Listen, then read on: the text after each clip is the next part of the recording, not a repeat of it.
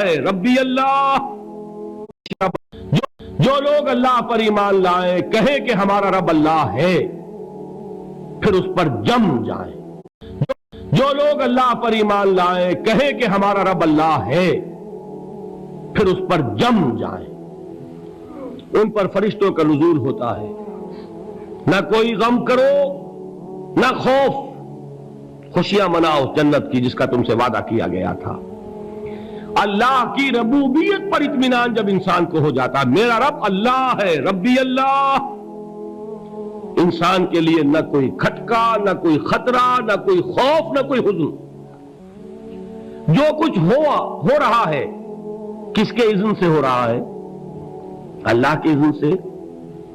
اللہ کے اذن کے بغیر پتہ تک نہیں ہلتا. یہ کوئی اندھا بہرا مادہ نہیں ہے جس سے مجھے کوئی خوف ہو.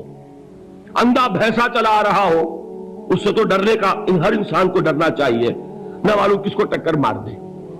لیکن نہیں, اس کائنات کو چلانے والا ایک سمیع و بصیر خدا ہے. وہ جو میرا دوست ہے, میرا ولی ہے. اللہ ولی الذین آمنوا یخرجہم من الظلمات الی النور. اللہ اہل ایمان کا ولی ہے, ساتھی ہے, پشت پناہ ہے, مددگار ہے, حمایتی ہے. بتائیے جسے یقین ہو جائے کہ اللہ میرا مددگار, اللہ میرا محافظ, اللہ میرا پشت پناہ, اللہ میرا حمایتی, اس کے لیے کوئی خوف ہوگا؟ اس سے کوئی ڈر ہوگا؟ میں مثال دیا کرتا ہوں ایک بہت سادہ پنجاب کے دیہات کی. وہ بڑا چودھری ہے اور کوئی غریب کسان ہے. اس غریب کسان کے جانوروں کو ہر وقت اندیشہ ہوگا چوری کا. کوئی میری بھینس کھول کر نہ لے جائے, کوئی میرا بیل کھول کر نہ لے جائے. لیکن جس کے بارے میں یہ سب کو معلوم ہو کہ وہ جو بڑا چودھری ہے وہ اس کا دوست ہے, اس کی بچیا کو کوئی خوف ہوگا؟ اس کی بھینس پر کوئی ہاتھ ڈالے گا؟ اسے کوئی اندیشہ ہوگا؟ نہیں. کیوں؟ کہ وہ بڑا چودھری, بڑا اس کا یہاں کا سردار, جاگیردار, سب کو معلوم ہے وہ میرا دوست ہے, کوئی میرے خلاف اقدام نہیں کر سکتا.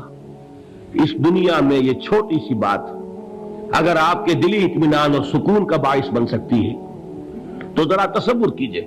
میں لفظ تصور استعمال کروں گا صرف اس لیے کہ اس کا ہم جس کو کہتے ہیں ادراک اور شعور کر نہیں سکتے, اگر کے ساتھ کر سکتے. اگر یقین ہو کہ اللہ میرا مددگار اور یقین ہو کہ اللہ ہر آن میرے ساتھ ہے, پھر کوئی خوف, کس کا خوف؟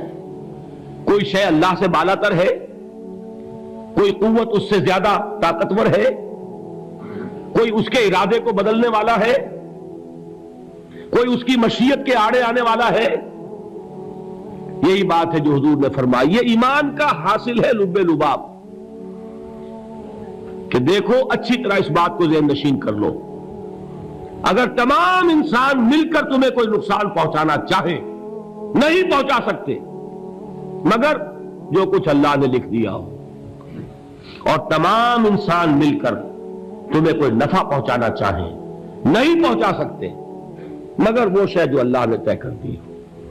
آپ پھر میں کہوں گا ذرا طاری کیجئے, اسے فرض کیجئے, اسے سوچئے. اگر اس حدیث پر ہمارا دل ٹھکا ہوا ہو تو کسی سے ڈر ہوگا؟ یہ مجھے نقصان نہ پہنچا دے, یہ میری رپورٹ خراب نہ کر دے, یہ میری انکریمنٹ نہ رکوا دے, یہ میرا یہ نہ بگاڑ دے, یہ میرے یہ نقصان نہ پہنچا دے. اس کا ڈر, اس کا ڈر, اس کا خوف, اس کی خوشامد, اس کے لیے جا کر طرح طرح سے اپنی عزت نفس کو ذلیل کروانا اس کے سامنے. یہ سب کچھ کیوں کرتا ہے انسان؟ جب سمجھتا ہے کہ